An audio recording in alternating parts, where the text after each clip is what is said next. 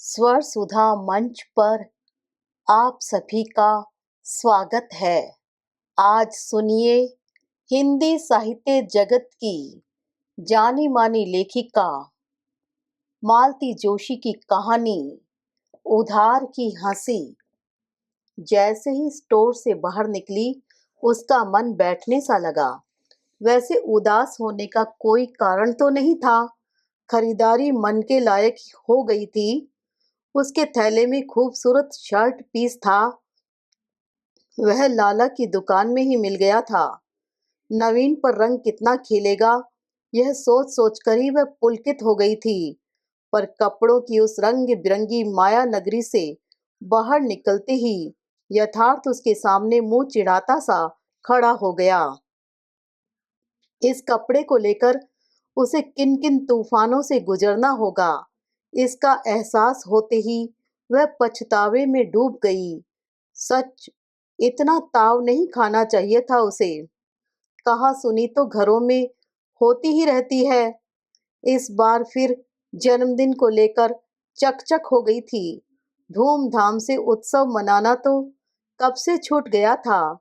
फिर भी उन लोगों ने नियम सा बना लिया था कि तीज त्योहार चाहे छूट जाएं, पर बच्चों को वर्षगांठ पर जरूर एक जोड़े कपड़े बनवा कर देंगे। उसी बहाने कुछ बन जाता है। सुबह खाना लगाते हुए उसने दबी जबान से पति से कहा था, सुनो, अब नवीन बड़ा हो गया है, कॉलेज जाने लगा है, बराबरी वाले 4 लड़कों के बीच उठता बैठता है। इस बार उसे अपनी मर्जी का कपड़ा खरीदने दो। उसकी और हमारी पसंद अब मेल नहीं खाती। वे अच्छी तरह समझ गए थे कि रमा के मुंह से यह कौन बोल रहा है, इसलिए कुढ़कर बोले, उसकी पसंद ही देखूंगा मैं, या अपनी जेब भी देखूं। फिर नवीन को आवाज देकर बोले, शाम को तैयार रहना, दफ्तर से लौटने के बाद चलेंगे। नवीन थोड़ी देर तक असमंजस की मुद्रा में खड़ा रहा। फिर घुटी घुटी सी आवाज में बोला, लाला की दुकान पर अच्छा स्टॉक नहीं है, लेकिन बेटे उधारी तो वहीं चलती है। नवीन इस बात पर मुंह लटकाकर बाहर चला गया तो वे भड़क उठे। देखो, अपने राजकुमार को समझा लो, या तो कॉलेज की पढ़ाई कर ले या कपड़े पहन ले। गरीब आदमी हूं मैं, ये दोनों काम मेरे बस के नहीं हैं। बात वहीं समाप्त हो जाती तब भी गनीमत थी, पर पिता के जाते ही नवीन लौट आया था और बकने लगा था। पता नहीं कितने दिनों का संचित आक्रोश उसकी बातों में फूट निकला था। कुछ देर तक तो वह सब्र किए रही, पर जब सुन सुनकर कान पक गए तो उसने धीरे से कहा, जिद नहीं करते बेटा, इस समय सिर्फ पढ़ाई पर ध्यान देते हैं। पहनने ओढ़ने के लिए तो जिंदगी पड़ी है। पड़ोस के राजू को देखो, उसका तो कोई शौक कभी पूरा नहीं हो पाता, फिर भी पढ़ रहा है न, अगले साल डिप्लोमा ले लेगा। नवीन जैसे एकदम फट पड़ा। बार बार उसकी तुलना क्यों करती है मुझसे? क्या मैं भी उसकी तरह उतरन पुतरन पहन लूं? बाप नहीं होते?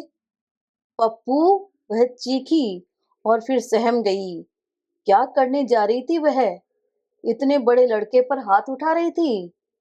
पर उसने भी तो कितनी भयानक बात कही थी। याद करके अब भी रोंगटे खड़े हो गए थे। वह खुद भी शायद बहुत शर्मिंदा था। जरा सा मुंह जुठार कर बाहर निकल गया था। उसके जाते ही रमा का रोष ममता में बदल गया था।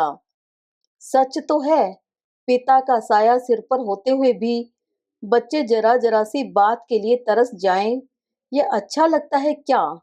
आज वह उसके लिए खुद कपड़ा लेकर आएगी, बाद में चाहे उसे 100 बातें सुननी पड़ें। हमेशा की तरह लाला ने खीसे निपोर कर स्वागत किया, कुशल क्षेम पूछी और कपड़ों के थान खोलने शुरू कर दिए। साथ ही मशीनी अंदाज में हर एक की गुणवत्ता पर कमेंट्री भी।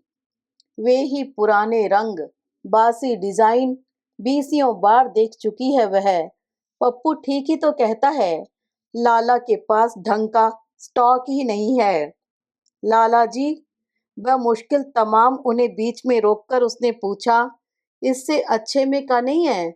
मेरा मतलब है टेरिकॉट, पॉलिएस्टर, जाने क्या क्या तो नाम है। वैरायटी तो अपने यहाँ हर किस्म की मिलेगी बहन जी, पर जरा ऊंचे में मिलेगी। दिखाऊं? दिखाइए तो, बच्चे के लिए चाहिए। अपना पप्पू अब कॉलेज में पहुंच गया है न? उसने सूचना दी। वात्सल्य के आवेग में उसे यह भी याद नहीं रहा कि नवीन को पप्पू नाम बिल्कुल पसंद नहीं है और घर में तो यह शब्द वर्जित ही हो चुका है। अपनी भारी भरकम काया को समेटते हुए लालाजी उठे और कुछ बंडल निकाल लाए। बड़े घाघ होते हैं ये लोग, उसने सोचा। ऊपर से सौजन्य बिखेरते रहेंगे, पर ग्राहक की औकात का खूब अंदाजा होता है इन्हें। उतनी ही मेहनत करेंगे, उधारी वालों को तो पता नहीं क्या समझते हैं। उसके सामने फिर कपड़ों का अंबार लग गया था। 25 रुपए मीटर से सब शुरू हो रहे थे। उसने किसी तरह मन पक्का किया। हल्के नीले रंग पर गहरे नीले रंग के फूलों का एक डिजाइन पसंद किया और खाते में 90 रुपए लिखवाकर उठाई। खुश हो जाएगा लड़का। किसी अच्छे दर्जी के यहाँ ही सिलवाएगी इसे। हमेशा वाला दर्जी तो इसका सत्यानाश कर देगा। सिलाई कम लेता है तो क्या, काम भी तो उसी गत का करता है। बच्चा एक बार पहनकर खुश हो लेगा, तभी उसके पिताजी के कान में बात डालेगी। जानती है, बहुत नाराज होंगे, पर इससे क्या, बच्चे का मन तो रह जाएगा। स्टॉप पर आकर देखा, बस एकदम तैयार खड़ी थी। उसने चैन की सांस ली और चढ़ गई। रोज की तरह ही वह ठसाठस भरी थी और उतनी सर्दी में भी उसे पसीना छूट गया था। कंडक्टर का कहीं पता न था। लोगों की बातों से मालूम हुआ कि ड्राइवर भी सीट पर नहीं है। इंजन घरघराता छोड़कर उतर गया है। भीड़ इतनी थी कि खुद उसे कुछ भी नजर नहीं आ रहा था।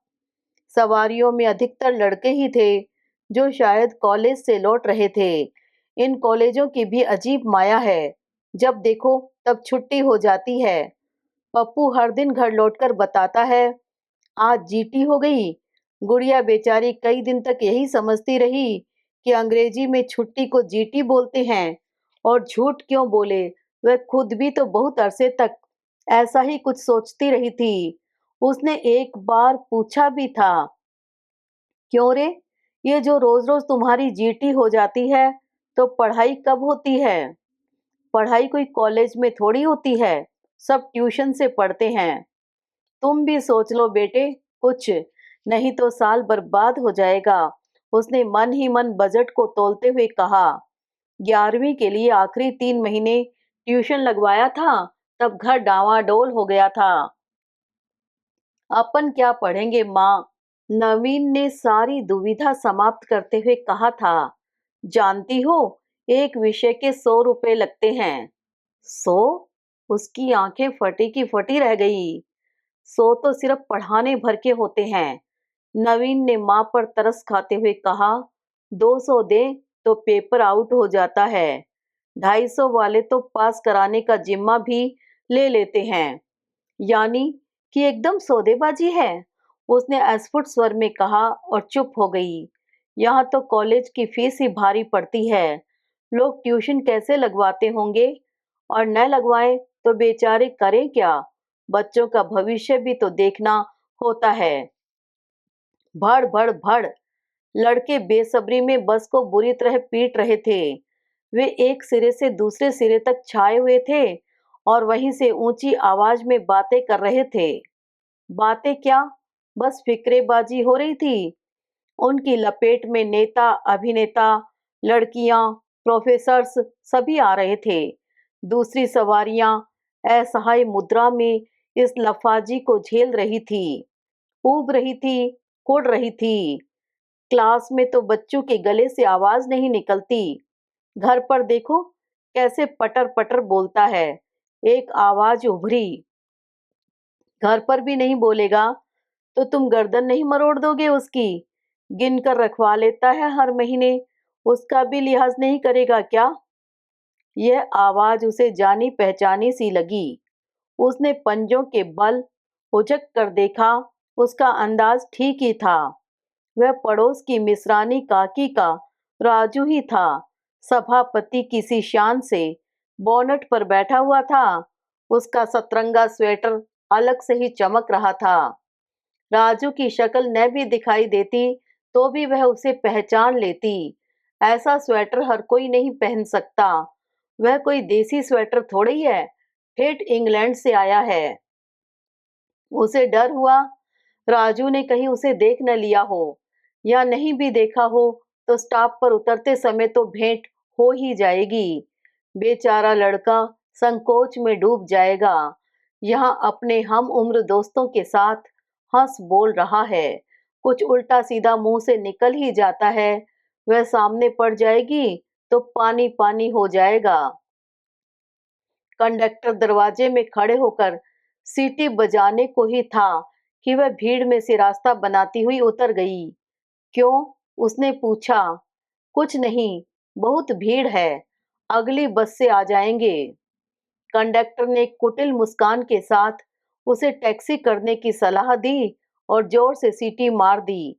बस मंथर गति से चल पड़ी और रमा उसे ललचाई दृष्टि से देखती रही। दूसरी बस अब पता नहीं कब आएगी, उसने थके मन से कहा और वहीं पत्थर की बेंच पर बैठकर सुस्ताने लगी। बस की हड़बों के बाद सड़क का यह शोर कितना शांत लग रहा था। वहां तो मरे कान फोड़ डाल रहे थे। उसने सोचा। एक बार फिर उसकी आंखों में राजू का चेहरा घूम गया। घर पर कैसा घुन्ना सा बना रहता है और अभी कैसे छत फाड़ ठाके लगा रहा था और स्मार्ट भी कितना लग रहा था। लोग झूठ थोड़े ही कहते हैं, एक नूर आदमी 10 नूर कपड़ा। आजकल तो कपड़े से ही पर्सनैलिटी बनती है। उसने कल्पना में नवीन को वह प्यारी सी शर्ट पहनाकर देखी और निहाल हो गई। अगले साल सर्दियों में थोड़ा हाथ खुला रहा तो वह भी नवीन के लिए इसी तरह का स्वेटर बुन देगी। कोई बहुत मुश्किल थोड़ी है, बस रंगों की जमावट भर ठीक होनी चाहिए। स्वेटर सचमुच बहुत शानदार था।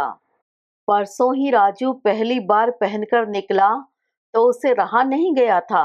लपक कर पूछ ही लिया, बहुत प्यारा स्वेटर है राजू, किसने बनाया या रेडीमेड है? राजू ने जैसे सुना ही नहीं और वह चुपचाप चला गया था। काकी ने ही उदास स्वर में बताया, क्या बताऊं दुल्हन, साल भर से पेटी में पड़ा है, पहनता ही नहीं था, आज पता नहीं कैसे मन हो आया। क्यों? कहता है किसी की उतरन नहीं पहनूंगा। बंगले से मिला है।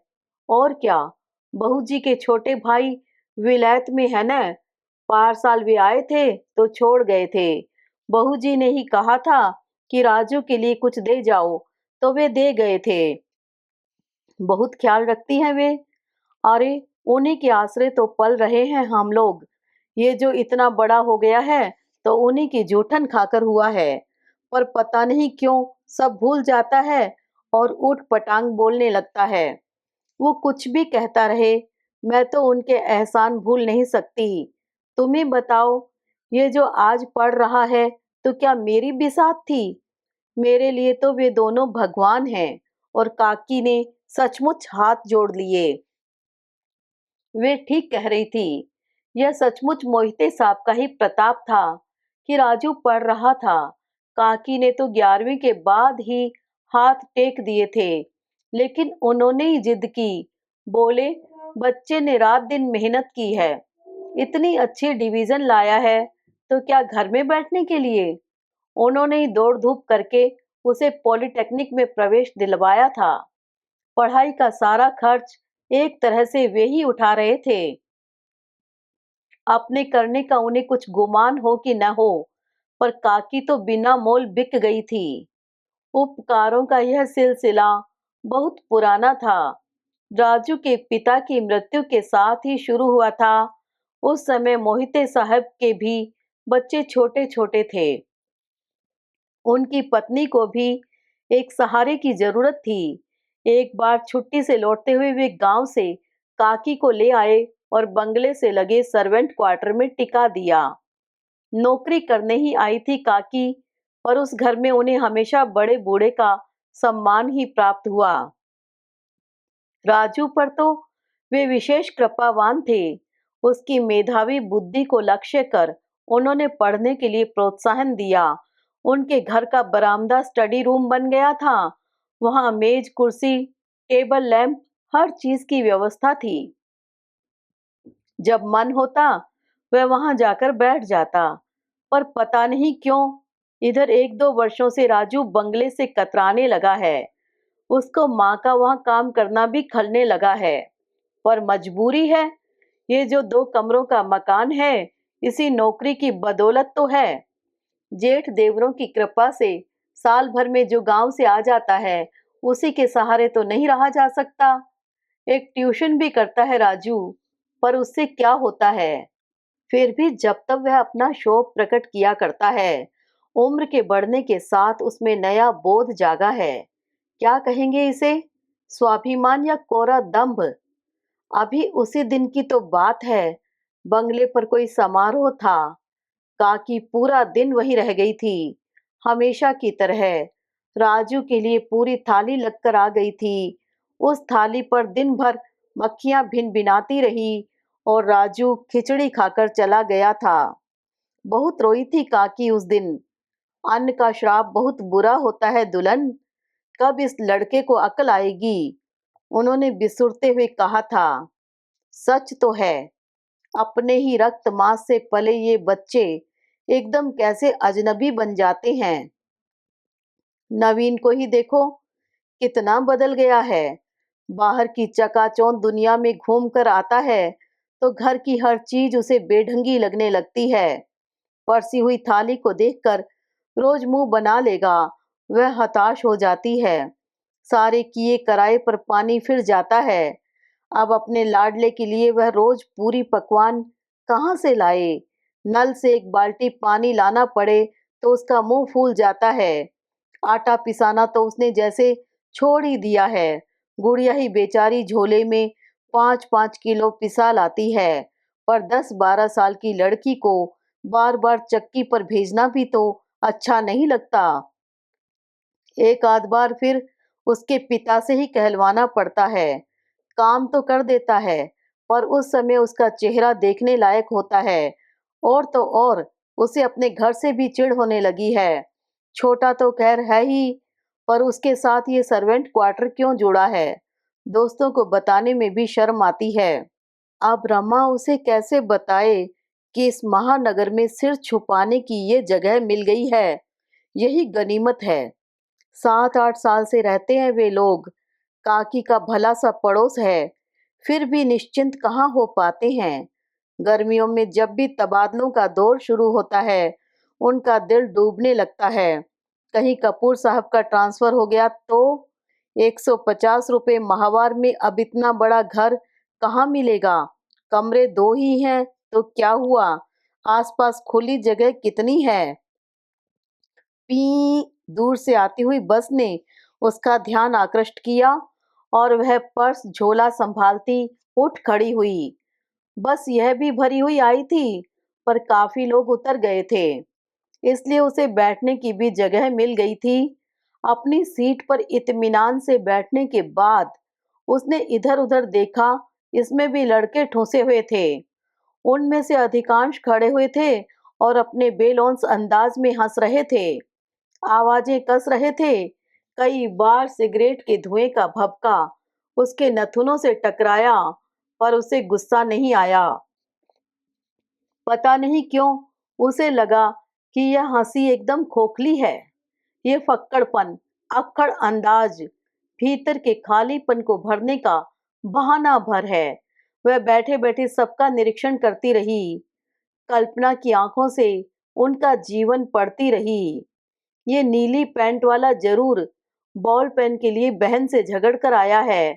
धारीदार कमीज वाले को जाते ही केरोसिन की लाइन में लगना है। तभी तो मुंह बना रहा है। सफेद स्वेटर वाला जानता है कि गैस खत्म हो गई है। अब 2-3 दिन सिर्फ दाल भात पर गुजर करनी होगी। और ये कोट तो मुन्ना बड़े भाई का लग रहा है। और तुम्हारी ये पैंट दीदी छुप कर दे गई थी ना, जीजाजी की है, उलटवाकर बनवाई है। और श्रीमान जी, आज सुबह पापा से झड़प हो गई थी ना, फीस के पैसे ही तो मांग रहे थे तुम। पर पापा लोगों को भी ताव जल्दी आ जाता है। जरा इनसे सीखो, पीले पुलोवर वाले से, कि मम्मी से सिनेमा के पैसे कैसे झटके जाते हैं, कैसे मस्का लगाया जाता है। मरे यूं ही दांत काढ़े जा रहे हैं। उसने चौंक कर देखा। उसके पास बैठी महिला इस वानर सेना को घूर रही थी और भुनभुना रही थी। हंसने दो बहन, उसने मृदुता से कहा।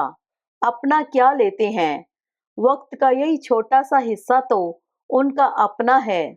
फिर तो वही हाय हाय करनी है। महंगाई की मार ने हम लोगों की हंसी तो छीन ही ली है। इन्हें तो मौज करने दो। क्या पता यह हंसी भी उनकी अपनी है या उधार की। पास बैठी महिला आंखें फाड़कर उसे देखती रह गई। अभी आप सब सुन रहे थे हिंदी साहित्य की जानी मानी लेखिका मालती जोशी की कहानी। आशा करती हूँ कहानी आपको पसंद आई होगी। कृपया चैनल को सब्सक्राइब करना न भूलिएगा।